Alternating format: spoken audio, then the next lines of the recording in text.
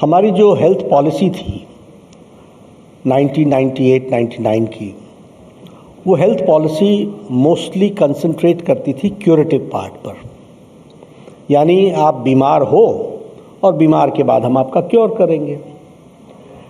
लेकिन 2017 में जो हेल्थ पॉलिसी आई, वो हेल्थ पॉलिसी बहुत डिस्कशन के बाद, नेशन वाइड डिस्कशन के बाद, एक्सपर्ट्स को सबसे चर्चा करने के बाद, सभी स्टेक होल्डर्स के साथ चर्चा करने के बाद, नेशन वाइड सेमिनार्स कॉन्फ्रेंसेस करने के बाद एक होलिस्टिक हेल्थ अप्रोच आया।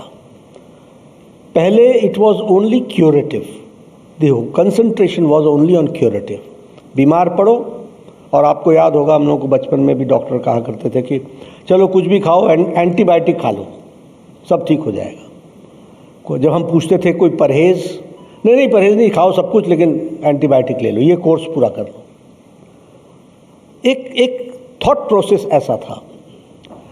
2017 के बाद, 2017 के बाद हमारा होलिस्टिक हेल्थ अप्रोच बना, और होलिस्टिक हेल्थ अप्रोच में हमने अपने सिस्टम में prevention, health promotion, health prevention और प्रमोशन के बाद डिटेक्शन, डिटेक्शन के बाद क्यूरेटिव पार्ट, क्यूरेटिव पार्ट के बाद इवन पैलिएटिव पार्ट और जेरियाटिक पार्ट, ये सबको जोड़ करके हेल्थ को देखना शुरू किया।